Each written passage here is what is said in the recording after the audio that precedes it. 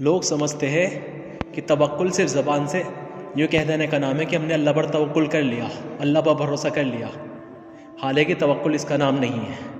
توکل کسی بنیاد پر کرا جاتا ہے، لیکن وہ بنیاد اسباب نہیں ہے دنیا میں کہ اپنی مرضی کے مطابق دنیا کے اسباب اپنا لیے پھر کہہ دیا کہ اب ہم نے اللہ پہ بھروسہ کر لیا، اب اللہ کام بنائے گا۔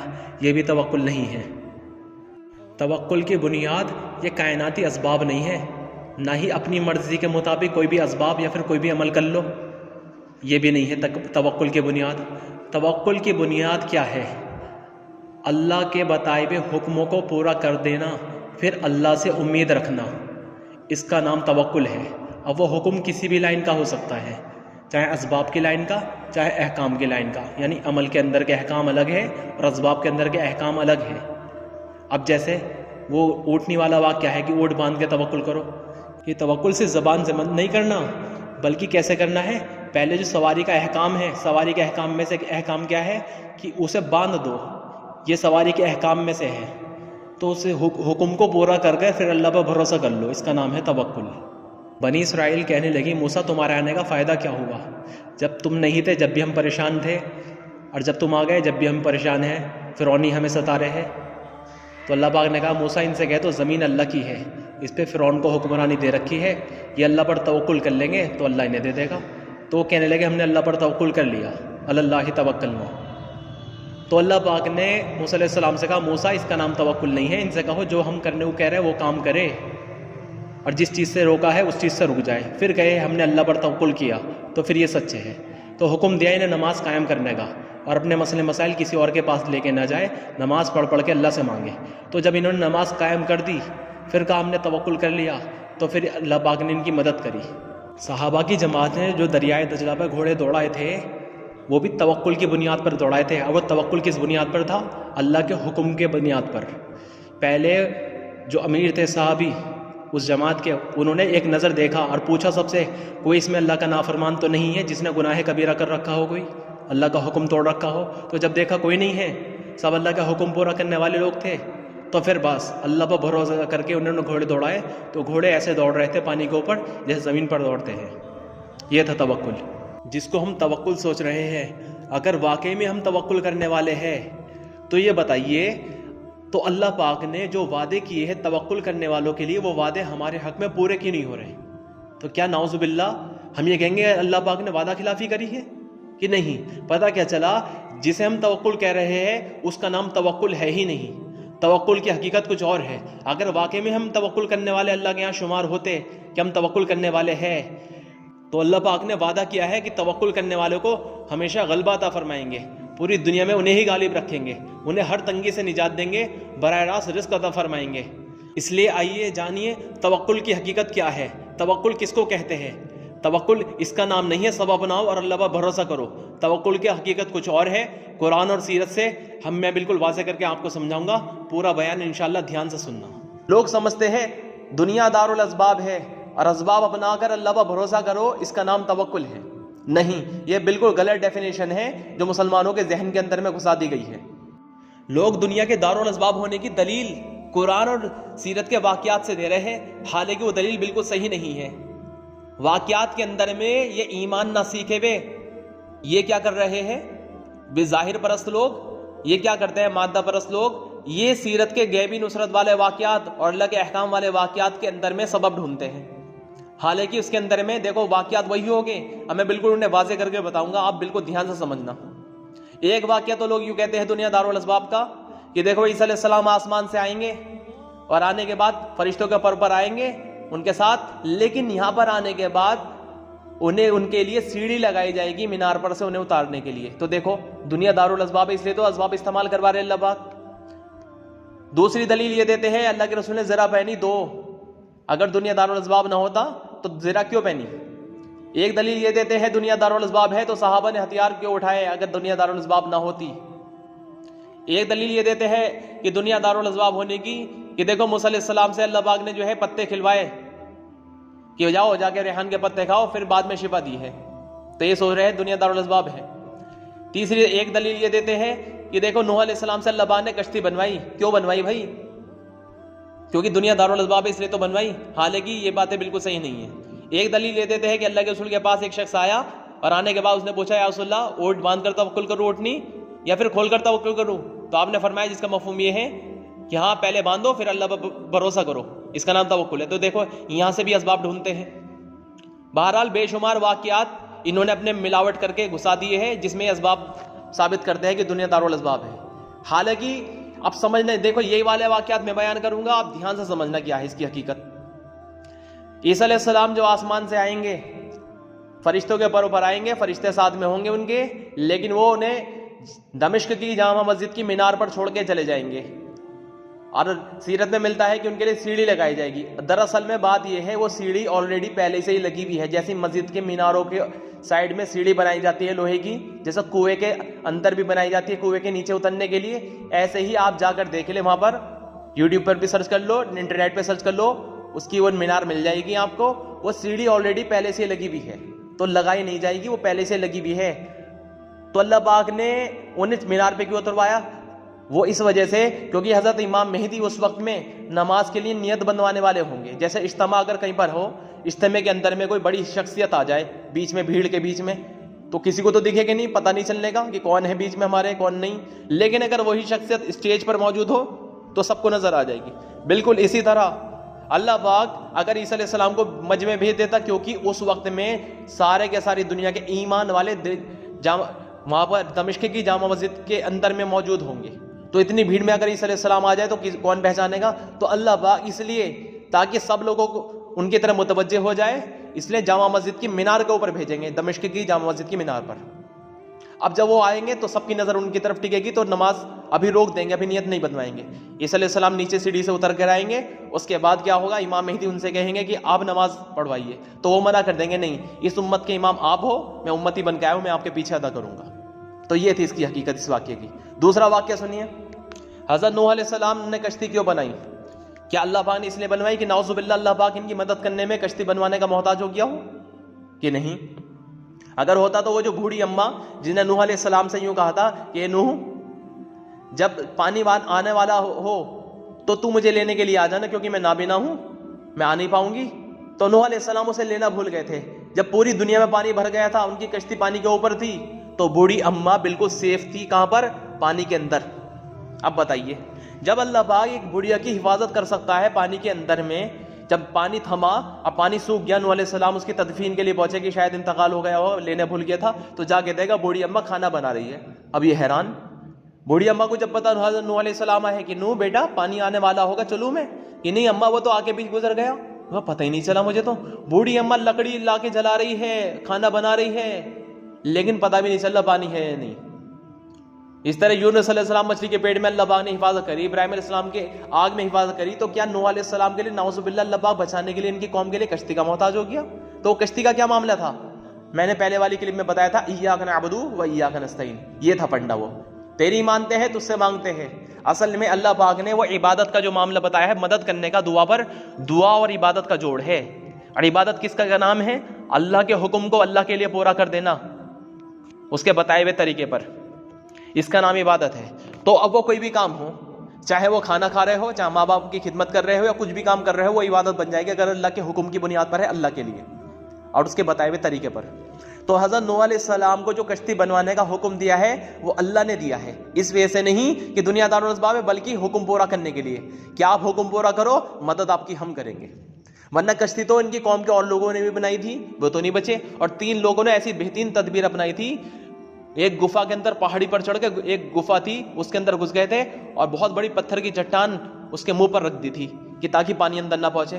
تو بتاؤ کیا بچے ہوئے؟ انہوں نے تو تدبیر اپنائی تھی دنیا دارالاسباب کی بنیاد پر، لیکن تینوں کو پیشاب اتنا خطرناک آیا، تینوں اپنے پیشاب میں ڈوب کے مرے، پوری گفا بھر گئی تھی پیشاب۔ ان کا خود کا بیٹا نوح علیہ السلام کا پہاڑی پر چڑھ گیا تھا، سب سے اونچی والی چوٹی پر، کی پانی یہاں پر بچ جاؤں گا، تدبیر اپنا لی، لیکن کیا ہوا؟ وہاں پر بھی ہلاکت ہوئی۔ تو حکم کی بنیاد پر کوئی سبب اپنانا یہ سبب نہیں ہوتا، یہ عمل بن جاتا ہے، عبادت بن جاتا ہے۔ اللہ نے صرف اور صرف عبادت کے لیے پیدا کرا ہے۔ اب دیکھو، تو حضرت نوح علیہ السلام نے حکم کی بنیاد پر کشتی بنائی، تو کیا بن گیا؟ وہ بندگی تھی، اطاعت انہوں نے پوری کری، تو جو انہیں چاہیے تھا اللہ نے مدد کر دی۔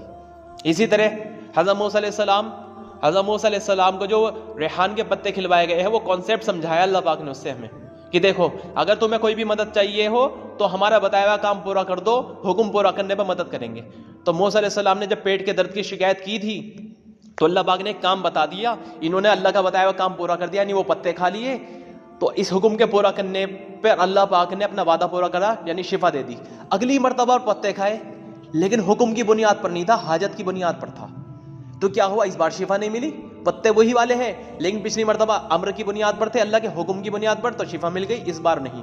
جس طرح مجھے اپنا اگر گھر بنوانا ہے اور میں کسی کو اپنے یہاں پر مزدوری پر رکھوں کہ بھائی یہ گھر توڑنا ہے، تو اس کی توڑنے پر میں اسے پیسے دوں گا کیونکہ اس نے میرے کہنے پر توڑا ہے۔ لیکن اگر کوئی اور یوں سوچے بھائی انہوں نے بھائی عبد الوارث نے اس شخص کو گھر توڑنے پر اپنے پیسے دیے ہیں، تو اگر وہ سوچے کہ میں بھی ان کا گھر جا کے توڑ دوں یا پھر کسی کا بھی گھر توڑ دوں مجھے پیسے ملیں گے، تو اسے پیسے نہیں ملیں گے بلکہ اس کا سر اور پھوٹ جائے گا، کیس اور ہو جائے گا اس کے اوپر، تو نے ہمارا گھر پھوڑا کیسے؟ کہ نہیں، گھر پھوڑنے میں تو پیسے ملے تھے، انہیں عبد الوارث بھائی نے بھی دیے تھے، کہ بھائی انہوں نے تو خود نے توڑوایا ہے، ہم نے تھوڑی کہا تھا تجھے اپنا گھر توڑنے کو۔ تو ایسے ہی حضرت موسیٰ علیہ السلام کو اللہ پاک نے حکم دیا تھا اس کا، تو حکم کی بنیاد پر کوئی سبب بنانا عمل بن جاتا ہے، نہ کہ اسباب ہوتا۔ سمجھ میں آئی؟ یہ تھا مسئلہ۔ تو موسیٰ علیہ السلام نے حکم پورا کر دیا، اس کے بعد زندگی بن گئی۔ اس کے بعد سے حضرت موسیٰ علیہ السلام سے اللہ پاک سے جو بھی چاہیے ہوتا تھا موسیٰ علیہ السلام کو، تو حکم پوچھتے تھے، ڈائریکٹ جا کے کام نہیں پوچھتے تھے۔ جیسے میں نے دعا والی کلپ میں پورا ایسا واضح کرا تھا، پھر بھی آپ ایک بار شارٹ کٹ میں دوبارہ سن لیجئے۔ کوئی شخص اپنا کسی فیکٹری کے مالک کے پاس جا کے مطالبہ کرے کہ بھائی 5,000 روپے چاہیے، تو وہ اسے نہیں دے گا، وہ کہے گا بھکاری بھی کیسے کیسے ہونے لگے، 5,000 مانگ رہا ہے اکٹھا، زیادہ زیادہ 50 روپے دے دے گا اسے۔ لیکن اگر اسے جو اس کا مطالبہ ہے وہ اگر اسے چاہیے پورا 5,000 کے 5,000 چاہیے، تو جا کے پیسے نہ مانگے، کام مانگے، تو وہ اگر فیکٹری کا مالک کو کوئی کام ہوگا اس کے لائق، وہ کام بتا دے گا، تو اس کا بتایا ہوا کام اگر یہ پورا کر دے گا تو مہینے میں سے 5,000 روپے بنا کہے مل جائیں گے، بنا مانگے ملیں گے۔ اسی طرح موسیٰ علیہ السلام کو کانسیپٹ سمجھ میں آ گیا تھا۔ اگلی مرتبہ جب جادوگروں سے مقابلہ ہوا تو مدد چاہیے تھی، تو اللہ سے مدد یہ نہیں مانگ رہے اللہ پاک میری مدد کر دے، سانپ سے بچا لے، اللہ تو قدرت والا ہے، براہ راست سانپ کو ختم کر سکتا تھا، اور وہ تو ویسے بھی جادو کے بنے ہوئے تھے۔ لیکن موسیٰ علیہ السلام نے اللہ سے کام مانگا، اللہ کیا کرنا ہے؟ موسیٰ ڈنڈا پھینکنا ہے، تو اللہ کے حکم کی بنیاد پر ڈنڈا پھینکنا یہ عبادت بن گیا، ایاک نعبد و ایاک نستعین۔ پھر اللہ نے مدد کر دی، ڈنڈے کو اللہ نے بہت بڑا سانپ بنا دیا، سارے سانپوں کو وہ نکل کے ان کی زندگی بن گئی۔ اگلا موقع تھا، اس موقع پہ کیا ہوا، سامنے دریائے نیل آ گیا، آگے جائے تو ڈوب جائے، پیچھے جائے تو فرعون قتل کر دے، اب کرے تو کیا کرے، آگے موت پیچھے موت۔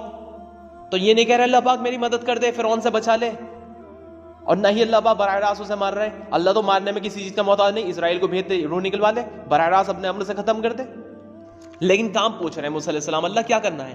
موسیٰ ڈنڈا مارنا ہے، اللہ کے حکم کی بنیاد پر ڈنڈا مارا تو اللہ نے راستے کھول دیے، حکم کی بنیاد پر راستے سے گزر گئے۔ فرعون بنا حکم کے انہی راستوں پر گزرا تو وہ اسے مار دیا گیا۔ اب دیکھیے، تو حکم کی بنیاد پر کسی سبب کو اپنانا اور پھر اللہ پر بھروسہ کرنا، اس کا نام ہے توکل۔ اپنی مرضی سے کوئی سبب بنا کے اللہ پر بھروسہ کرنے کا نام توکل نہیں ہے۔ لوگ سوچ رہے ہیں اسباب اپناؤ پھر اللہ پر بھروسہ کرو، اس کا نام توکل ہے، نہیں، ایسا نہیں ہے بالکل بھی۔ اپنی مرضی سے کسی کے یہاں پر کوئی بھی جا کے کام کر دو، پھر اس سے پیسے کا مطالبہ کرے، وہ کہے گا میں نے تھوڑی کہا تھا کہ یہ کام کرو، میں کیوں دوں پیسے؟ ہاں، اس کے بتایا ہوا کام پورا کرنے کے بعد اب اس پر بھروسہ کر لو، بھائی انہوں نے کام بتایا ہے، یہ مجھے سیلری دے دیں گے، تنخواہ دے دیں گے، مزدوری دے دیں گے، اس کا نام بھروسہ ہے اس آدمی پر کرنا۔ اسی طرح اللہ کا بتایا ہوا کام اللہ کے لیے پورا کر دینا، پھر اللہ پر بھروسہ کرنا کہ اب اللہ میری مدد کرے گا، اس کا نام ہے توکل۔ اپنی مرضی سے کچھ سبب اپنا لینا، کوئی جاب کر لینا، کوئی کام کر لینا، پھر اللہ پہ امید رکھنا، اس کا نام توکل نہیں ہے۔ موسیٰ علیہ السلام کو جب بنی اسرائیل کو پانی کی ضرورت پڑی، موسیٰ پیاس لگی ہے، تو اللہ سے یہ نہیں کہہ رہے اللہ پاک بارش برسا دے، بلکہ کام پوچھ رہے اللہ کیا کرنا ہے؟ موسیٰ ڈنڈا مارنا ہے پتھر پر، اللہ نے ایک کام بتا دیا، انہوں نے وہ کام پورا کر دیا، تو جو ان کا مطالبہ تھا پانی، تو اللہ پاک نے پتھر کے اندر سے پانی کے چشمے جاری کر دیے۔ کیا حکم دیا تھا؟ ڈنڈا مارو پتھر پر، وہ ڈنڈا مارا انہوں نے، حکم پورا کرا، تو اللہ نے پتھر کے اندر سے پانی کے 12 چشمے جاری کر دیے، حاجت پوری کر دی۔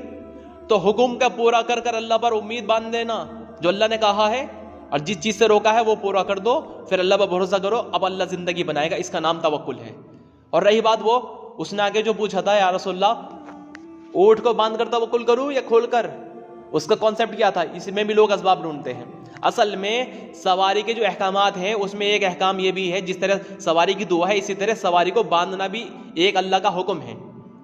تو حکم کی بنیاد پر سواری باندھنا یہ عمل ہے، یہ طریقہ ہے۔ اور اونٹ کے بارے میں کہا گیا ہے اس کے جو کوہان ہوتا ہے یعنی اوپر کا جو اس کے اندر میں شیطان کا واس ہوتا ہے, شیطان اس کے اندر میں موجود ہوتا ہے, اس کے اوپر شیطان کا اثر ہوتا ہے, اور دوسری روایت میں ملتا ہے اس کے اندر میں شیطان کا خمیر بھی موجود ہوتا ہے. اب بتائیے, اس کہا گیا ہے ایسی سواری کو باندھ لیجئے پھر اللہ پر بھروسہ کیجیے. صرف سواری کو تو کہا تھا, ڈاکٹر نے کسی مریض کو کسی بیماری میں کوئی پرہیز بتایا, اب یہ کیا وہ والا پرہیز ہر بیماری میں کرے گا, یہ جس بیماری میں بتایا گا صرف اسی بیماری میں کرا جائے گا؟ اسی طرح وہ تو سواری کی بات تھی, سواری باندھو, اور سواری کو تو احکام میں سے ہے, تو اللہ کے امر کی بنیاد پر سواری کو باندھ کر اللہ پر بھروسہ کر لو, اس کا نام توکل ہے. تو ساری چیزوں میں تھوڑی کہا تھا. اسی طرح وہ جو 2 زراب جو اللہ کے رسول نے پہنی تھی ایک جنگ کے موقع پر, وہ کیوں پہنی تھی؟ وہ اپنی سیفٹی کے لیے نہیں. بتا دیجیے آپ, حضرت خالد بن ولید رضی اللہ عنہ افضل ہے, اللہ کے رسول افضل ہے؟ خالد بن ولید رضی اللہ عنہ تو بنا زرہ کے لڑ رہے ہیں, تو کیا یہ زیادہ توکل والے ہو گئے کہ نہیں؟ اللہ کے رسول نے جو زرہ پہنی تھی وہ اپنی سیفٹی کے لیے نہیں, سامنے والوں کی سیفٹی کے لیے, کہ اگر وہ ماریں گے تو ان کی زندگی برباد ہو جائے گی اگر میرے ایک بھی خروچ آ گئی. جیسے طائف کے اندر میں جو پتھر پڑے تو آپ خون نیچے نہیں گرنے دے رہے تھے کہ اب کبھی اللہ پاک انہیں نیست و نابود کر دے, کیونکہ آپ تو دشمنوں کے لیے بھی آپ نے بد دعا نہیں کری, ان کے لیے بھی دعا کر رہے تھے. جب ایک موقع پر آپ کے جو ہے عتبہ نام کے دشمن نے جو ہے پتھر مارا تھا, وہ آپ کے لگا تھا, صحابہ روکتے رہ گئے تھے, تو آپ کے منہ پر جا کے لگا تو آپ گرے, پیچھے گڈھا تھا, وہ جو ہے گردن میں پیچھے کی سائڈ لگا, اور کڑیاں جو تھی آپ نے جو ٹوپ پہن رکھی تھی وہ اپنے گالوں میں گھس گئی تھی, تو صحابہ کی چیخیں نکل گئی تھی. جب اللہ کے رسول کو ہوش آیا تو صحابہ کہنے لگے رسول اللہ آپ ان کے لیے بد دعا کر دیجیے, تو اللہ کے رسول نے دعا کے لیے ہاتھ اٹھائے. صحابہ نے سوچے بس اب بد دعا نکلے گی اور یہ نیست و نابود ہو جائیں گے, لیکن اللہ کے رسول نے کیا فرمایا, اللہ انہیں میرا پتہ نہیں ہے, تو انہیں معاف فرما دے. اب بتائیے, تو آپ ایسے تھے, تو زرہ ان کی سیفٹی کے لیے پہنی تھی کہ کہیں وہ اپنے آپ کو ہلاکت میں ڈال دیں میرے اوپر وار کر کے. اور دوسری بات یہ, جنگ کے اندر میں جو تلواریں چلائی ہے صحابہ نے, کیونکہ تلوار چلانے کے فضائل آئے ہیں دشمن کے اوپر, اس وجہ سے چلائی ہے, ورنہ کربلا کے میدان میں حضرت حسین کی شان میں گستاخی جب کر رہا تھا تو صرف بد دعا کری تھی, اس پہ ہی اس آدمی کے ٹکڑے ٹکڑے ہو گئے تھے, گھوڑا بد گیا اس کا, اب وہ بھاگا, وہ گھسٹتا چلا گیا آدمی, اینڈ میں لکھا ہوا روایت میں صرف اس کا پیر اس میں لٹکا ہوا رہ گیا. اب بتائیے اتنی بڑی طاقت تھی. انگریزوں کے دور میں کتاب میں واقعہ لکھا ہوا ہے, جب انگریز گولی مار رہے تھے ایک اللہ والے گولی کو ایسے جھاڑ لیتے جیسے دھول جھاڑتے اپنے اوپر سے, ان کے شیخ اندر سے دیکھ رہے تھے کمرے سے, کیا بات شہادت پسند نہیں ہے کہ جی ہے, تو پھر ارادہ کرا شہید ہونے کا جب جا کے گولی اثر ہوئی ہے. صحابہ کی خود کا ارادہ ہوتا تھا شہید ہونے کا جب جا کے تلوار اثر کرتی تھی, ورنہ بتائیے چاقو تو چھری اتنی تیز ابراہیم علیہ السلام چلا رہا ہے, وہ چھری تو گردن میں اثر نہیں کر رہے اسماعیل علیہ السلام کے, تو صحابہ جیسی جماعت پر دشمنوں کی تلواریں اثر کر جائے گی؟ ایسے کیسے ہو سکتا ہے؟ وہ تو ان کے خود کے ارادے ہوا کرتے تھے جب جا کے اثر ہوتا تھا. ایک بڑھیا نے, یہودن عورت نے اللہ کے رسول کو گوشت میں زہر ملا کے کھلایا تھا, اللہ کے رسول کا تو انتقال نہیں ہوا اس میں, وہ زہر تو کوئی اثر نہیں ہوا, لیکن کیونکہ اللہ کے رسول کی تمنا شہادت کی تھی تو روایت میں لکھا ہوا ہے جب کئی سال بعد آپ کا انتقال ہوا تو اس وقت میں اللہ پاک نے زہر کی تاثیر ظاہر کر دی. تو اللہ کے رسول نے خود بتایا تھا حضرت عائشہ رضی اللہ عنہا سے, حیات الصحابہ میں موجود ہے, کہ زہر جو مجھے دیا گیا تھا اس کے اثرات بھی اب میرے اوپر ظاہر ہونے شروع ہو گئے. اب بتائیے, تو اللہ کے رسول کو شہادت کا مرتبہ بھی ملا ہے. یہ تو مشرکین مکہ جن لوگوں کا یقین بگڑ چکا تھا, جنہوں نے اللہ اور اپنے بیچ میں شرکت کر لی تھی, کسی چیز کی ملاوٹ سمجھ لی تھی, وہ لوگ اللہ کو کرنے میں محتاج سمجھتے تھے, ان لوگوں کا عقیدہ یہ تھا کہ محنت میری رحمت تیری, جو آج مسلمانوں کا عقیدہ ہو چکا. یا آج کے مسلمان ہم لوگ اس وقت کے مشرکین مکہ کی مانند ہے, برا لگے سچا لگے بات یہی ہے حقیقت, کیونکہ وہ لوگ بھی اللہ کو مانتے تھے. حتیٰ کہ جنگ بدر کے موقع پہ یہ اللہ پاک نے قرآن کے اندر میں خود بتایا ہے ان کے بارے میں, ان لوگوں نے, دشمنوں نے جنگ بدر کے موقع میں دعا کری, اے اللہ اگر یہ نبی تیری طرف سے واقعی میں برحق ہے اور یہ قرآن واقعی تیری کتاب ہے تو ہمیں ہلاک کر دے. تو کس سے دعا مانگ رہے تھے؟ اللہ سے. یہ تو اللہ کو مانتے تھے. اللہ نے قرآن میں خود فرمایا, میں نے پہلے بھی پرانے بیان میں دلیل دی ہے, اس میں آپ سن سکتے ہو, کہ اللہ پاک نے قرآن میں خود فرمایا نبی جن سے پوچھئے ان کے کانوں اور آنکھوں کا مالک کون ہے, ان کے کاموں کی تدبیر کرنے والا کون ہے, زمین آسمان کا خالق اور مالک کون ہے. یہ اللہ محلہ یہ کہیں گے یہ سب کچھ کام اللہ کرتا ہے. اب بتائیے, اللہ خود ان کی نشاندہی کر رہے ہیں, اللہ کو مانتے تھے. زماد نام کا شخص جب اسے پتا چلا ہمارے نبی کے بارے میں کہ آپ ہر چیز کا انکار کر رہے, تو اس نے سوچا کوئی آدمی ایسا تو کر نہیں سکتا, ضرور کچھ نہ کچھ معاملہ ہے, اس کے اوپر نعوذ باللہ کوئی اثر ہے, میں جا کے ان سے ملاقات کر کے ان کا علاج ضرور کروں گا. تو اس نے کیا کرا, اللہ کے رسول کے پاس آیا اور آنے کے بعد ملاقات کی ہے اور یوں کہا اے محمد صلی اللہ علیہ وسلم آپ گھبرائے مت، میں نے آپ سے پہلے اوروں کا بھی علاج کرا ہے، انہیں بھی شفا اللہ نے دی ہے، میں آپ کا بھی علاج کروں گا، آپ کو بھی شفا اللہ دے گا۔ اب دیکھیے یہی مسلمانوں کا عقیدہ ہے، محنت ہم کریں گے کرے گا اللہ۔ اب بتائیے مدد اللہ کرے گا، یہ تو غیروں کا بھی عقیدہ ہے۔ اگر اسی کا نام توکل ہے پھر تو اللہ پر بھروسہ کرنے کی بھی ضرورت نہیں ہے۔ آپ کھانا کھا کے اللہ پر بھروسہ مت کرو پھر بھی پیٹ بھرے گا، پانی پی کے اللہ پر بھروسہ مت کرو پھر بھی پیاس بجھے گی، دوائی کھا کے تو اللہ پر بھروسہ مت کرو جب بھی شفا ملے گی مقدر میں لکھی ہوئی ہے، تو اس کے لیے تو بھروسے کی بھی ضرورت نہیں ہے، اس کے لیے تو مسلمان ہونا بھی شرط نہیں ہے۔ سب اپنانے کے بعد اللہ پر بھروسہ کرنے کا نام توکل اگر رکھا جائے۔ بہرحال حقیقت اب قرآن سے بتاتا ہوں، میں ہر چیز کی دلیل دوں گا۔ سورہ طلاق رکو نمبر 1 میں اللہ پاک نے فرمایا جو شخص اللہ پر توکل کر لیتا ہے اللہ اس کے لیے کافی ہو جاتا ہے۔ اب بتائیے اگر میں واقعی میں ہی میں یہ کہہ رہا ہوں اللہ پر میں نے توکل کر لیا، تو بتائیے جب اسباب میرے سے چھن جاتے ہیں، کوئی چیز نہیں ہوتی، تو تب بھی دل میں اطمینان رہتا ہے کہ اللہ میرے ساتھ ہے، اب کچھ نہیں ہوئے گا، کوئی ٹینشن لینے کی ضرورت نہیں، اللہ کو اپنے لیے کافی سمجھتا ہوں، یا کوئی سبب بھی اپنانے کے بعد تب اللہ کو کافی سمجھتا ہوں۔ اور دوسری چیز سورہ آل عمران رکو نمبر 17 میں اللہ نے فرمایا اور اللہ توکل کرنے والوں کو محبوب رکھتا ہے۔ اب بتائیے اگر میں کہہ رہا ہوں اسباب بنا کر اللہ بھروسہ کرنے کا نام توکل ہے اور میں واقعی میں توکل کرنے والا ہوں، تو پھر تو میں اللہ کا محبوب بن گیا۔ تو جو اللہ کا محبوب ہوگا تو اب بتائیے ماں بچے سے محبت کرتی ہے تو بچے کو اپنے بچے کو پٹوا لے گی کس سے؟ اسے حالات میں گرفتار ہونے دے گی؟ ارے وہ تو خود بھوکی سو جائے گی، بچے کو کھلا دے گی اپنے ہاتھ کا لقمہ بھی۔ اب بتائیے مسلمان آج پریشان کیوں ہیں؟ اگر یہ واقعی میں توکل کر رہے ہیں تو یہ تو اللہ کے محبوب بن جاتے، تو پھر محبوب کیوں نہیں بن پا رہے؟ سورہ انفال رکو نمبر 7 میں اللہ نے فرمایا جو اللہ پر توکل کرتا ہے تو وہ اکثر غالب ہی رہتا ہے۔ اب بتائیے کتنا واضح فرما دیا۔ اگر ہم واقعی میں کہہ رہے ہیں ہمارا اللہ پر توکل ہے تو بتائیے ہم کہاں ہیں غالب؟ دکھائیے ہمارا غلبہ کہاں ہے؟ ہمارا تو اپنے گھر پر غلبہ نہیں ہے، دنیا کی تو بہت دور کی بات۔ صحابہ اکرام اللہ پر صحیح توکل کرنے والے تھے، ان کا پوری دنیا پر غلبہ تھا، آج غیروں کا غلبہ ہم پر ہے۔ سورہ نحل رکو نمبر 13 پہ اللہ پاک نے فرمایا شیطان کا قابو ایسے لوگوں پر نہیں چلتا جو ایمان رکھتے ہیں اور اپنے رب پر دل سے بھروسہ رکھتے ہیں۔ اب بتائیے اگر میں واقعی میں اللہ پر ایمان رکھتا ہوں اور اللہ پر دل سے بھروسہ کرتا ہوں تو پھر تو میرے اوپر شیطان کا جادو چلنا نہیں چاہیے، شیطان کا اثر ہونا نہیں چاہیے۔ تو آج شیطان کے اثرات میرے اوپر کیوں ہو رہے ہیں؟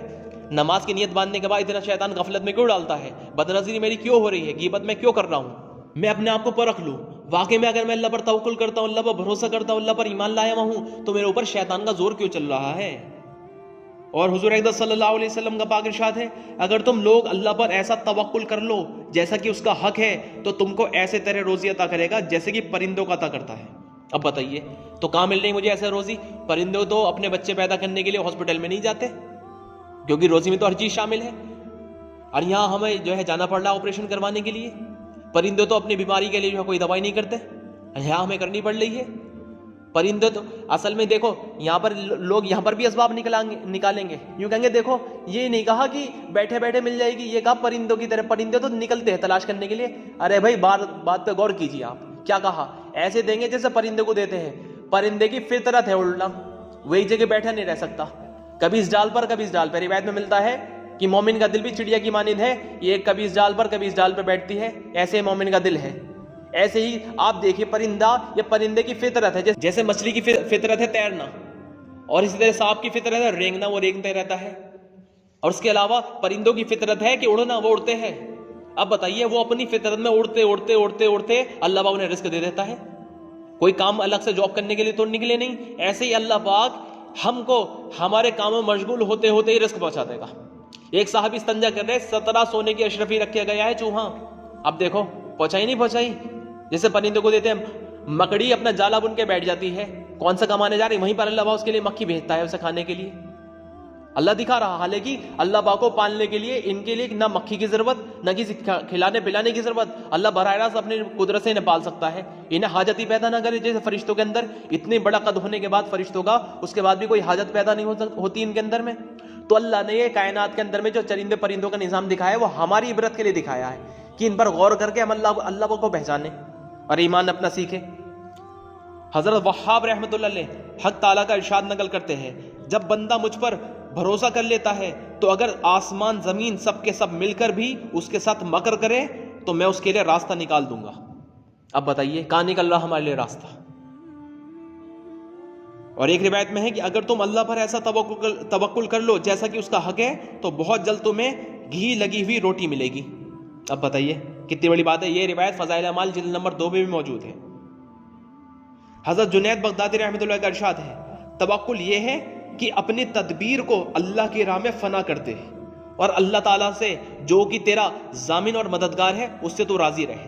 اللہ تعالیٰ کا ارشاد ہے اللہ کارسازی کے لیے بھی کافی ہے. سورہ نساء رکو نمبر 11. یہ روایت جنید بغدادی کی بنیاد الطالبین 707 پیج پر موجود ہے.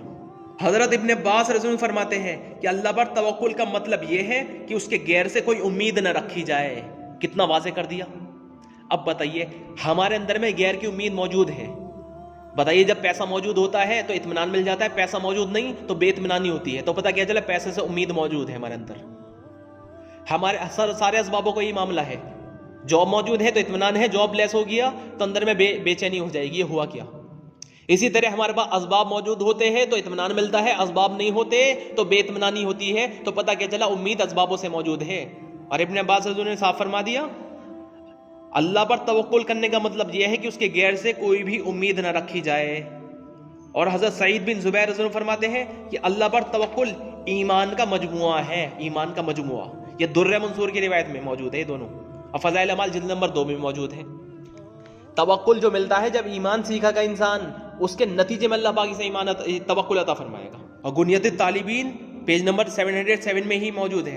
بعض حضرات کا ارشاد ہے کہ بندہ حقیر کا خدا بند عظیم کو اپنے لیے کافی سمجھنا یہ توکل ہے, جس طرح حضرت ابراہیم علیہ السلام نے اللہ کو اپنے لیے کافی سمجھا تھا اور حضرت جبریل علیہ السلام کی امداد کی پیشکش پر بھی نظر ڈالنا بھی گوارا نہیں کیا. اب بتائیے کتنا بتا دیا. حضرت ابراہیم علیہ السلام تھے اصل توکل والے, ان سے دیکھیے کہ نہیں حسبنا اللہ و نعم الوکیل اللہ توکلنا, میں نے اللہ پہ بھروسہ کر لیا, اللہ میرے لیے کافی ہے. اب انہوں نے یہ تو نہیں کرا کہ جبریل علیہ السلام کی مدد لینے کے بعد اللہ پہ بھروسہ کر لیا پھر اللہ کافی ہوا ہو, کہ نہیں بس اللہ کافی ہے, اب جبریل کی بھی ضرورت نہیں. جب اللہ کافی ہے, جو کھانا کافی ہو جاتا ہے اب دوسری چیز کھانے کی ضرورت ہی نہیں ہے. کہیں گے نہیں بھائی اور لے لو, نہیں بھائی اتنا ہی کافی ہے, اب اور کسی چیز کی ضرورت نہیں. ایسے ہی جس کے لیے اللہ کافی ہو گیا اسے کسی مخلوق کسی اسباب کی ضرورت نہیں ہوتی, اس کے لیے اللہ کا حکم پورا کرنا ہی کافی ہے, اللہ اس کی مدد کر دے گا. اسی روایت میں آگے لکھا بعض کہتے ہیں کہ خالق کے 2 جہاں پر بھروسہ کر جد و جہد سے باز رہنے کا نام توکل ہے. اور حضرت بہلول مجنون سے پوچھا گیا کہ بندے کو متوکل کس وقت کہنا چاہیے. انہوں نے فرمایا جب اس کا نفس مخلوق میں ہوتے ہوئے بھی مخلوق سے اجنبی اور بیگانہ رہے اور اس کا دل خدا کے ساتھ رہے. اب اس کا نام توکل بتایا. بنیاد الطالبین پیج نمبر 711 میں لکھی بھی موجود. حضرت ابو تراب نقشبندی رحمۃ اللہ علیہ کہتے ہیں بدن کا عبودیت میں لگا دینا, اپنے دل سے ربوبیت سے وابستہ کر دینا اور اپنے کاموں کی درستگی کی طرف سے مطمئن ہو جانا توکل ہے. پس اگر اس کا کچھ حصہ مل جائے تو شکر ادا کرے اور نہ ملے تو صبر کرے. اور بنیاد طالبین پیج نمبر 711 میں موجود ہے. حضرت جنون مصری رحمۃ اللہ علیہ کا ارشاد ہے کہ نفس کی تدبیر کو ترک کر دینا اور اپنی قوت اور غلبے کا سہارا چھوڑ دینا اس کا نام توکل ہے. آپ سے ایک شخص نے دریافت کیا تو آپ نے اسباب دنیا کو چھوڑ دینا اور ذرائع کو ترک کر دینا اس کا نام توکل بتایا.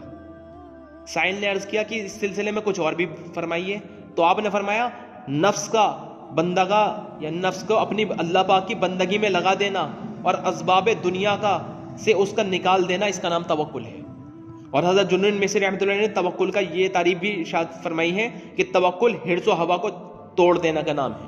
اور حضرت ابن عباس رضی اللہ عنہ کی روایت ہے کہ حضور اقدس صلی اللہ علیہ وسلم نے فرمایا جو شخص یہ بات پسند کرتا ہے کہ وہ لوگوں میں بزرگ یعنی عزت والا شمار ہو تو اس کو چاہیے کہ اللہ سے ڈرے, اور جس کو یہ بات پسند ہے کہ وہ لوگوں میں سب سے زیادہ بے نیاز ہو جائے تو اسے چاہیے کہ وہ اللہ کے ہاتھ کی چیز پر اپنے ہاتھ کی چیز کے مقابلے میں زیادہ بھروسہ کرے. اب دیکھو اونٹنی والا واقعہ بتایا تھا نا, اس کی حقیقت کا ایک واقعہ اور لکھا ہوا ہے بنیاد الطالبین پیج نمبر 710 پہ. ابن طاؤس نے اپنے والد حضرت طاؤس کا قول نقل کیا ہے کہ ایک عربی نے اپنی سواری کا اونٹ ایک جگہ بیٹھا کر باندھا اور پھر آسمان کی طرف منہ اٹھا کر کہا الہی یہ سواری کا اونٹ میں سامان کے جب تک یہ لوگوں میں ہے تیری ضمانت میں ہے. یہ کہہ کر وہ مسجد الحرام میں چلا گیا. تھوڑی دیر کے بعد وہاں سے نکل کر آیا تو اس جگہ پہنچا تو اونٹ نہیں تھا اور نہ ہی سامان تھا. اس نے آسمان کی طرف منہ اٹھا کر کہا اے الہی میری کوئی چیز تو چوری نہیں کی گئی, جو کچھ چوری کیا گیا ہے وہ تیرے ہی تھا, تیری ہی چیز چوری کی گئی ہے. تو طاؤس کہتے ہیں کہ ہم یہ حال دیکھ ہی رہے تھے کہ اچانک کوہ ابو قبیس کی چوٹی سے, یعنی ایک پہاڑ ہے کوہ ابو قبیس, اس کی چوٹی سے ہم نے ایک شخص کو اترتے دیکھا جو بائیں ہاتھ سے اونٹ کی مہر پکڑ کر اس کو کھینچ رہا تھا اور اس کا دایاں ہاتھ کٹا ہوا اس کے گلے میں جھول رہا تھا. وہ شخص عربی کے پاس آیا کہ یہ لو اپنی سواری اور سامان. میں نے عربی سے کیفیت پوچھی کہ بھائی مسئلہ کیا ہوا, تو اس نے کہا کہ میں اس اونٹ اور سامان کو چرا کر لے کر جا رہا تھا. تو جب کوہ ابو قبیس پر پہنچا تو ایک سوار میرے پاس آ رہا ہے, مجھ سے کہا اے چور اپنا داہنا ہاتھ نکال. میں نے دایاں ہاتھ اس کے سامنے بڑھا دیا تو اس نے میرا دایاں ہاتھ پتھر پر رکھ کر اسے کاٹ دیا اور میری گردن میں لٹکا دیا اور مجھ سے کہا جا نیچے اتر اور جس کا یہ سواری اور سامان ہے اسے واپس دے کر آ. اب بتائیے انہوں نے کیا کرا تھا؟ مسئلہ یہ ہوا تھا کیونکہ سواری کے احکام میں سے ہے کہ حکم پورا کر دو اور پھر اللہ پر بھروسہ کر لو. انہوں نے اللہ کا حکم پورا کر دیا, سواری بعد میں اللہ کا حکم میں سے ہے, وہ اونٹ حکم پورا کر کے اللہ پر بھروسہ کر لیا تو دیکھو ملی ہی نہ ملی وہ چیز واپس. اور یہاں کیا ہو رہا؟ سامان میں چوری ہو رہی, چوری ہو جاتا سامان, پیسے چوری ہو رہے ہیں, سامان لوٹ رہا ہے, چھت رہا ہے, کوئی مدد تو آ ہی نہیں رہی ہماری. سوچئے آپ. اور یہ جو غیر مقابلے میں آتے تھے یہ تو پورے اسباب سے لیز ہوتے تھے. صحابہ اکرام کے جو مقابلے میں آتے تھے, جنگ بدر میں بھی جو مقابلے والی پلٹن تھی ان کے پاس سارے ہتھیار موجود تھے, سواریاں موجود تھی, پھر بھی وہ ہار گئے اور اللہ سے دعا بھی مانگ رہے تھے جیسے سورہ انفال میں اللہ پاک نے بتا دیا ان کے بارے میں. اب بتائیے تو ان کی مدد کیوں نہیں کری؟ انہوں نے تو اسباب اپنا رکھے تھے, دعا بھی اللہ سے مانگ رہے تھے, تو مدد کیوں نہیں آئی ان کی؟ معاملہ یہ ہے ہم سب لوگ ابھی اپنے عقل کی بنیاد پر چل رہے ہیں, ایمان نہ سیکھنے کی وجہ سے. اس لیے ایمان سیکھے. اسباب اپنانا توکل کی بنیاد نہیں ہے. ہاں اسباب اپنانا توکل کے خلاف نہیں ہے, اسباب اپنانا توکل کے خلاف نہیں ہے, یہ بات تو ہے, لیکن اسباب کی بنیاد پر اللہ پر توکل کرنا یہ بات غلط ہے بالکل. آپ قرآن سے ثابت کرو, ایک آیت پیش کر دو قرآن کی جس میں اللہ پاک نے کہا ہو کہ تم اسباب بناؤ اور مجھ پہ بھروسہ کرو, یا پھر اللہ نے کہا ہو کہ میں مال والے کے ساتھ ہوں, میں ہتھیار والوں کے ساتھ ہوں. اب بتائیے کہیں پہ کہا اللہ پاک نے؟ لوگ ابھی توکل جانتے نہیں ہیں. توکل شکلوں کی بنیاد پہ نہیں کیا جائے گا, بلکہ شکلوں کا تو یقین نکلنا توکل کی سب سے پہلی شرط ہے. شکل تمہارے پاس ہو یا دوسرے کے پاس ہو, اگر یقین اس کا ہے تو مدد نہ ہوگی اور توکل قرار نہ دیا جائے گا اللہ کے یہاں. بلکہ شکل ہو یا نہ ہو, ہر حال میں شکلوں کا یقین نکلنا ضروری ہے. جنگ بدر میں 313 غالب آ گئے کیونکہ شکلوں کا یقین نہیں تھا. اگر یہ شکلوں کی بنیاد پر بھروسہ ہوتا تو کبھی بھی بنا ہتھیار کے جنگ بدر میں نہ جاتے, اپنے سے 3 گنا زیادہ لوگوں سے نہتے کبھی بھی نہ لڑتے. اب وہ غالب کیوں آ گئے؟ کیونکہ توکل تھا, کیونکہ اللہ کا حکم تھا وہاں پر جانا, تو حکم کی بنیاد پر جب یہ گئے. اب بنا ہتھیار کے, کوئی ہتھیار نہیں تھا, اگر اسی کا نام توکل ہوتا تو اللہ کے رسول سب کو روک دیتے, نہیں پہلے ہتھیار لو پھر اللہ پر بھروسہ کرو. نہیں روکا, حکم پورا کر دیا, حکم پورا کر دیا اور رات میں اللہ سے دعائیں مانگی, حکم کی بنیاد پر گئے تو اللہ پاک نے مدد کر دی. اور جنگ حنین میں کیا ہوا؟ 12,000 کی تعداد تھی, لیکن کیا ہوا؟ چند کے دل کے اندر میں کثرت کا یقین آ گیا کہ اس بار تو ہم زیادہ تھے, جنگ بدر میں کم تھے اور ہتھیار بھی نہیں تھے تب جیت گئے, اس بار تو ہماری تعداد بھی زیادہ ہے اور ہتھیار بھی زیادہ ہے, تو کیسے ہار جائیں گے ہم ہی جیتیں گے. تو اللہ پاک نے کیا کرا؟ مدد روک دی. اللہ نے کیا کرا؟ مدد روک دی ایک دم. جہاں ذرا سا بھی شکل کا یقین آیا وہیں پر پھنس گئے. جنگ بدر پر روب طاری ہو گیا تھا مشرکین پر جنگ بدر میں روب طاری ہو گیا تھا مشرکین پر, اور حنین میں مسلمانوں پر روب طاری ہوا, اور ایسا روب آیا کہ جانور تک بھی روب میں آ گئے تھے. حالانکہ روب صرف انسانوں میں آتا ہے, جانور میں نہیں. پھر جب نبی نے آواز لگوائی تو 100 لوگ ساتھ ہو گئے, اور حکم کی بنیاد پر 100 نے قدم بڑھایا تو تعداد کو نہیں دیکھا, تو اللہ نے روب ان 100 میں سے نکال کر مشرکین پر ڈال دیا. باقی مسلمانوں پر جو بھاگ گئے تھے ان پر ابھی بھی روب مسلط تھا. مشرکین روب میں آ گئے اور سب بھاگ گئے. مسلمانوں نے مشرکین سے پوچھا روب کی کیا کیفیت تھی؟ کہا کہ اگر برتن میں پتھر مارا جائے تو وہ ہلتا ہے, ایسے ہی ہمارے دل ہل رہے تھے. تو توکل میں سب سے پہلی شرط پوری کرنی یہ ہوگی کہ ہر لائن کی شکلوں کا تاثر دل سے نکالنا ہوگا, تعداد کا, طاقت کا, قوت کا, معدنیات کا, حکومت کا, ہر چیز کا. آج مسلمان شکلیں بنا رہا ہے غیروں کی طرح کہ اس سے ہم چمک جائیں گے، حالانکہ جب بھی شکلوں پر نظر پڑی ہے تو اللہ نے خبر لی ہے۔ حنین کی طرح احد میں بھی یہی ہوا، احد میں حکم ٹوٹا، 70 شہید ہو گئے۔ نبی نے کہا تھا یہاں سے نہیں ہلنا، لیکن کیا ہوا؟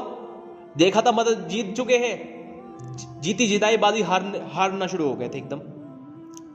باقی انتہائی زخمی ہو گئے کہ نماز کھڑے ہو کر مشکل سے پڑھ سکے تھے۔ دوسرے دن حکم ملا حمرۃ الاسد میں صرف وہی جائیں گے جو کل احد میں گئے تھے۔ اب بتائیے، اب سیدھی سی بات ہے کہ جب کل احد میں سب تندرست تھے اور 70 مر بھی گئے تو ہار گئے، اب سارے زخمی ہیں اور 70 مر بھی چکے ہیں تو کیسے فتح ہوگی؟ نہیں، چل پڑو، اللہ مدد کرے گا۔ ابو سفیان اور اس کے لشکر پوری طاقت اور ہمت کے باوجود ان پر مسلمانوں کا روب آ گیا۔ جب حکم توڑا تو روب گیا، اور جب حکم پورا کیا تو روب اپنا ان پر چلا گیا۔ روب اللہ کے ہاتھ میں ہے۔ ابو سفیان اور اس کے ساتھیوں نے دور سے غبار اڑتا ہوا دیکھا تو ایسے بھاگنا شروع کیا کہ مکہ جا کر دم لیا، حالانکہ حمرۃ الاسد مکہ سے 100 میل دور ہے۔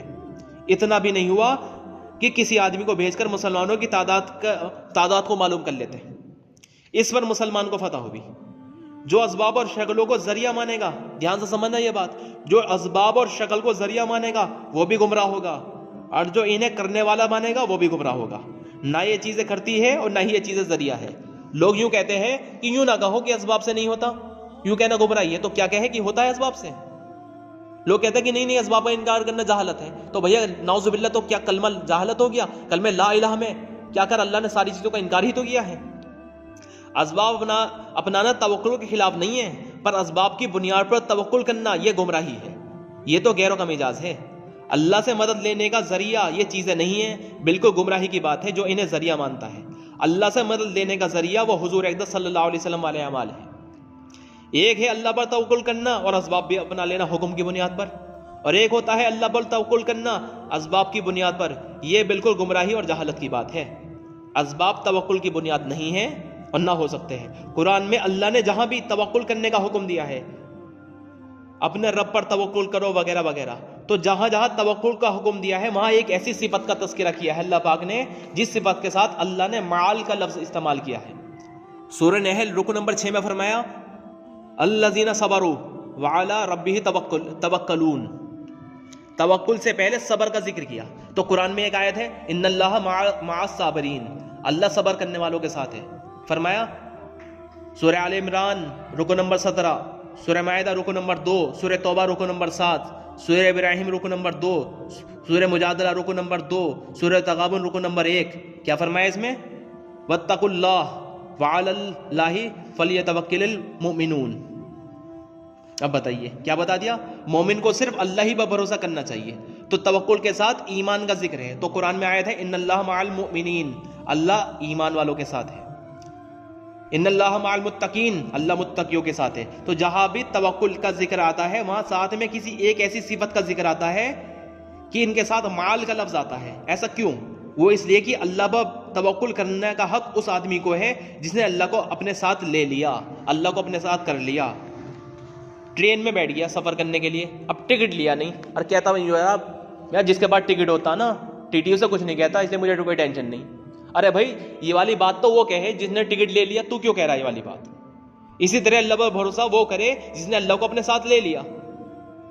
ان صفاتوں کا ذکر اس لیے ہے کہ پہلے یہ صفت کی شرط پوری کرو، پھر اللہ تمہارے ساتھ ہو گیا، کہ تم صبر کرو اللہ تمہارے ساتھ ہو گیا۔ ان اللہ مع الصابرین، کہ پہلے صبر کرو پھر وعلی ربہ توکلون، اب تمہیں حق ہے کہ اس پر توکل کرو کیونکہ اللہ تمہارے ساتھ ہو چکا ہے۔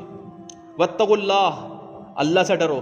ان اللہ مع المتقین، اللہ تمہارے ساتھ ہو چکا ہے کیونکہ تقوی اپنا لیا تم نے۔ علی الذین آمنوا وعلی ربہ توکلون، ایمان کامل ہو اگر تمہارے پاس پہلے، ان اللہ مع المؤمنین، اللہ تمہارے ساتھ ہو گیا۔ وعلی ربہ توکلون، اب تمہیں حق ہے کہ تم اپنے رب پر توکل کرو۔ تو توکل کی جو بنیاد ہے وہ یہ صفات ہے ایمان، صبر اور تقوی۔ توکل کی بنیاد کائنات کے نقشے نہیں ہو سکتے۔ توکل صبر کے ساتھ کیا جاتا ہے، توکل ایمان کے ساتھ کیا جاتا ہے، اور توکل تقوی کے ساتھ کیا جاتا ہے۔ سب کی آیتیں پیش ہو چکی ہے۔ جو لوگ یوں کہہ رہے ہیں، کیا کہہ رہے ہیں؟ یہ توکل کائنات کے نقشوں کو اپنا کر کیا جاتا ہے، تو آیت پیش کر پہلے۔ کوئی اگر یوں کہے کہ اللہ پر توکل پیسوں کی بنیاد پر کیا جائے گا تو تو آیت سنا کہ اللہ پیسوں والوں کے ساتھ ہے. جب پیسہ ساتھ ہونے سے اللہ ساتھ ہوتا ہی نہیں ہے تو پھر کیا تک بنتی ہے کہ اللہ پر توکل کرے؟ جب اللہ پیسوں والوں کے ساتھ ہوتا ہی نہیں، کوئی اگر یوں کہے کہ ہتھیار اپناؤ پھر اللہ پر توکل کرو، تو آیت سنا کہ اللہ ہتھیار والوں کے ساتھ ہے. قرآن کے اندر 6666 آیتیں ہیں. ایک آیت تو دکھا توکل کے بارے میں کہ جس کے ساتھ یہ اسباب بتائے گئے ہو کہ اسباب بناؤ پھر اللہ پر بھروسہ کرو، کہ اللہ ان دنیا کی شکلیں اپنانے والوں کے ساتھ ہیں. صحابہ اکرام میدان جہاد میں ہوتے تھے یا کسی بھی میدان میں ہوتے تھے، کسی بھی شعبے میں، ان کا توکل صرف اللہ پر ہوتا تھا، صفات کی بنیاد پر، صبر، تقوی اور ایمان، یعنی حکم پورا کرنے کی بنیاد پر. اگرچہ وہ اسباب بھی اپناتے تھے پر ان کا اسباب بھی عمل بنتا تھا کیونکہ حکم کی بنیاد پر ہوتا تھا. اور ان اسبابوں کی بنیاد پر اللہ پر توکل نہیں کرتے تھے، اسباب کی بنیاد پر نہیں کرتے تھے، بلکہ اس اسبابوں کے اندر کے حکم کی بنیاد پر اللہ پر توکل کرتے تھے. مثال کے طور پر بدر میں دیکھا، بدر میں جیسے میں نے ابھی بتایا تھا، جنگ بدر کے اندر میں اگر وہ اسباب کی بنیاد پر توکل کرتے تو کبھی بھی نہتے نہیں جاتے، وہ بھی 3 گنا کم، 1-2 ٹوٹی پوٹی تلواریں، 1-2 سواری. یہاں دیکھو اللہ صحابہ کے ساتھ تھا جن کے پاس اسباب کی قلت تھی، یا غیروں کے ساتھ تھا جن کے پاس اسبابوں کی کثرت تھی. صحابہ نے اسباب کا ڈھیر کیوں نہیں لگایا؟ کیونکہ حضور کی تعلیم تھی ان کے پاس کہ اللہ کی مدد اور نصرت ساتھ لینے کا راستہ اور ذریعہ وہ 100% حضور صلی اللہ علیہ وسلم کی اطاعت اور فرما برداری ہے. وہ اطاعت پر تھے، وہ حکم پر قدم اٹھایا کرتے تھے کیونکہ وہ احکام کو ہی اللہ کی مدد لینے کا ذریعہ سمجھتے تھے، اسباب کو نہیں. اس لیے ہر حال میں نکلتے تھے، حکم پورا کرتے تھے اور اپنے اسباب اور حالات کو نہیں دیکھتے تھے. اس لیے وہ 100% فرمانبردار تھے. ان کے پاس اسباب کی قلت تھی پر حضور صلی اللہ علیہ وسلم کی فرمانبرداری کی کثرت تھی. انہیں یہ خوف نہیں رہتا تھا کہ اب کیا ہوگا. وہ لوگ بہت سارے تھے، اتنے ہتھیار ان کے پاس تھے، بلکہ ان کو یہ خوف رہتا تھا کہ کہیں اللہ کا کوئی حکم نہ ٹوٹ جائے، کوئی نافرمانی نہ ہو جائے نبی کی. بس اسباب اللہ سے مدد لینے کا ذریعہ نہیں ہے، اسباب اپنے حالات کو ٹھیک کرنے کا ذریعہ بھی نہیں ہے. اسباب کی بنیاد پر اللہ کامیابی نہیں کرتا. صحابہ اسباب اپناتے تھے پر وہ اس کو کامیابی کا ذریعہ یقین نہیں کرتے تھے. وہ حضور صلی اللہ علیہ وسلم کی فرمانبرداری کو کامیابی کا ذریعہ یقین کرتے تھے، اس لیے وہ اسباب حکم کی بنیاد پر اپناتے تھے اور چھوڑتے تھے. ساری قوموں نے، جتنی قومیں ہلاک ہوئی، ان سب نے اسباب اپنائے تھے پھر بھی ہلاک ہوئے، کیونکہ ان کا اسباب میں جانا حکم کی بنیاد پر نہیں تھا. وہ اس کا یقین رکھتے تھے اور دنیا کے لیے ان چیزوں کو استعمال کر رہے تھے. صحابہ آخرت کو سامنے رکھ کر حکم کی بنیاد پر سبب اپناتے تھے، تو سبب اپنانا بھی ان کی عبادت تھا اور وہ دین بنتا تھا. اللہ نے ان کی جو مدد کی ہے وہ اسباب کی وجہ سے نہیں کی، اور اسباب اور نبی کی اطاعت پر بھی نہیں کی. اسباب اور نبی کی اطاعت دونوں مکس کر کے کری ہو. آج تو مسلمان یہ بھی کہتے ہیں نا کہ سبب بھی اپناؤ اور عمل بھی اپناؤ، کہ نہیں، ان دونوں کی بنیاد پر بھی نہیں کی. صرف اور صرف نبی کی غلامی پر اللہ کی مدد ہوئی ہے. تو اللہ نے مدد صرف اسباب کی بنیاد پر نہیں کی اور اسباب اور اعمال دونوں کی بنیاد پر بھی نہیں کی. حنین کی جنگ میں 12,000 ہے، فرمانبردار بھی ہے اور پہلے سے زیادہ بھی ہے اور زیادہ ہتھیار بھی ہے اور مدد بھی دیکھ چکے ہیں پہلے جنگ بدر میں. سب کچھ ہے، پر بس اتنا سوچنا تھا کہ بدر میں تو تعداد اور ہتھیار کی قلت تھی، تب جیت گئے ہم. اس بار تو ہم سب زیادہ ہیں اور غیر بہت کم ہیں، تو اسباب بھی ہے اور اعمال بھی ہے. تو یہ کیوں سوچا کہ ہم اسباب اور اعمال دونوں پر مدد کرتے ہیں؟ اللہ پاک نے قرآن میں فوراً فرما دیا، وہ دن یاد کرو جب تمہیں اپنی کثرت پر بڑا ناز تھا. گھمنڈ کہا اللہ پاک نے اسے، عجب کہا اللہ نے اس کو قرآن میں. کوئی یوں سوچے میرے پاس اسباب ہے، اب فل تدبیر اپنا لی، اب اللہ میرے ساتھ ہو گیا، اللہ میری مدد کرے گا، اس کو اللہ نے عجب کہا، گھمنڈ کہا. اور اللہ کی نصرت اور محرومی کا سبب اللہ پاک نے اسے بیان کیا قرآن میں. وہ دن یاد کرو جب تمہیں اپنی کثرت پر بڑا ناز ہو چکا تھا اور وہ کثرت تمہارے کچھ کام نہ آ سکی اور تم پیڑ پھیر کر بھاگے چلے گئے اور زمین باوجود اپنی وسعتوں کے تمہارے اوپر تنگ معلوم ہونے لگی. 200 کا لشکر روانہ کیا تھا اور حضرت خالد بن ولید نے اس کا امیر بنایا تھا، کمانڈر. تو حضرت خالد بن ولید نے بعد میں کیا فرمایا کہ مصیبت تو بس گویائی کے ساتھ جڑی ہوئی ہے، بس میں نے یوں کہہ دیا تھا کہ یہ ہے کیا، تو اکھڑ گئے قدم اور بھاگ گئے. ایک صحابی نے آواز دی واپس آؤ، تو 88 واپس آئے. 10-11 تو قریب وہیں پر کھڑے ہوئے تھے اللہ کے رسول کے ساتھ، تو تقریباً 99 ہو گئے. تو خالد بن ولید کے لیے 100 ہو گئے، انہیں ملا کر ساتھ میں لیا تو 100 ہو گئے. امیر خود اللہ کے رسول، پہلے 200 تھے اب 100 ہو گئے. حملہ کرا، اللہ نے فتح دی. 4,000 دشمن تھے، 12,000 یہ تھے پہلے، اور 200 نے حملہ کیا تھا تو 11,800 بھاگ گئے. 100 کو فتح دی توکل کی وجہ سے. اب بتائیے, پہلے اتنے سارے تھے تو مدد اتر گئی, مدد چھوٹ گئی, اللہ کی طرف سے مدد نہیں بھیجی گئی, کہ تمہارے دل کے اندر میں ملاوٹ کیوں آئی ہلکی سی, کسی اور کثرت پر تمہارا یقین گیا کیسے؟ اب بعد میں کیا ہوا, کثرت وثرت کا سب یقین ختم ہوا, حکم کی بنیاد پر ان 100 نے قدم بڑھایا تو 100 کے ساتھ مدد آ گئی اور ہزاروں کے ساتھ نہیں آئی. یہ بتایا گیا کہ سن لو کہ یہ سوچنے کی بھی گنجائش نہیں ہے کہ اللہ اسباب پر کرتا ہے یا پھر دونوں اسباب اور عمل کو ملا کر کرتا ہے. صحابہ اکرام اور اللہ والے لوگ دنیاوی اسباب کو اللہ سے لینے کا ذریعہ نہیں یقین نہیں کرتے تھے, بلکہ اسباب کسے مانتے تھے؟ وہ حضور کی فرما برداری کو ہی اپنا سبب سمجھتے تھے اللہ سے مدد لینے کا. اللہ کی مدد اتارنے کے لیے اسباب ضروری ہے, اور اسباب دنیاوی شکل نہیں ہے, صرف حضور صلی اللہ علیہ وسلم کی فرما برداری ہے. حضرت مولانا محمد یوسف صاحب رحمۃ اللہ علیہ فرمایا کرتے تھے کہ دنیا کو دارالاسباب میں بھی مانتا ہوں, پر حضور اقدس صلی اللہ علیہ وسلم کے عمل کے اعتبار سے. حضرت نے فرمایا, تذکرۃ الحضرت جی پیج نمبر 51 پہ لکھا ہوا ہے, میں دنیا کو دارالاسباب مانتا ہوں, مگر انسانوں کی اجتماعی انفرادی کامیابی, سکون, تمکن, محبوبیت, مرضیات, قوت اور تمام اچھے حالات کا واحد سبب وہ حضور صلی اللہ علیہ وسلم کی آمد کے بعد صرف حضور اقدس صلی اللہ علیہ وسلم کی وجود اطہر سے صادر ہونے والے اعمال ہے. جب کسی فرد, خاندان, طبقے, جماعت, قوم یا ملک میں حضور اقدس صلی اللہ علیہ وسلم کے اعمال آ جائیں گے, خدا ان کو دارین میں کامیاب کرے گا, اور چاہے ان کے پاس کائناتی اسباب ہو یا نہ ہو. اور تذکرہ حضرت جی پیج 170 میں لکھا ہوا ہے, انبیاء علیہ السلام کا پیغام اور تجربہ یہ ہے کہ مسئلوں کا حل اور کامیابی نہ مال میں ہے, نہ حکومت میں ہے, نہ اکثریت میں, بلکہ اللہ کے امر سے وابستہ ہو جانے میں ہے, اس کی راہ میں مجاہدہ کرنے میں ہے. لوگ اپنی بنائی ہوئی شکلیں پر اللہ کا کرنا سوچتے ہیں کہ یہ شکل اپنا لو کامیاب اللہ کرے گا. مثال کے طور پر یہ دوائی کھا لو انشاءاللہ اللہ شفا دے گا. تو یہ بتا, تیری بتائی ہوئی شکل پر اللہ کیوں کرے گا؟ تیری اپنائی ہوئی کسی بھی شکل پر اللہ کیوں کرے گا؟ اللہ کا امر اس پر کیوں آئے گا؟ کیا تو اللہ کو محتاج یا پابند سمجھتا ہے کہ یہ جو شکل اپنا لی, کوئی بھی شکل اپنا لو, اب اللہ اس پہ کرے گا ہی کرے گا؟ یہ نہیں, ایسا ہرگز نہیں ہے. اللہ پاک جس سبب پر کرتا ہے وہ پیارے نبی صلی اللہ علیہ وسلم کے ذریعے اس نے ہمیں بتا دی ہے کیا سبب اپنانا ہے, کیا چھوڑنا ہے, اور کب چھوڑنا ہے, کب اپنانا ہے, اور کیا عمل کرنا ہے, کیا نہیں کرنا.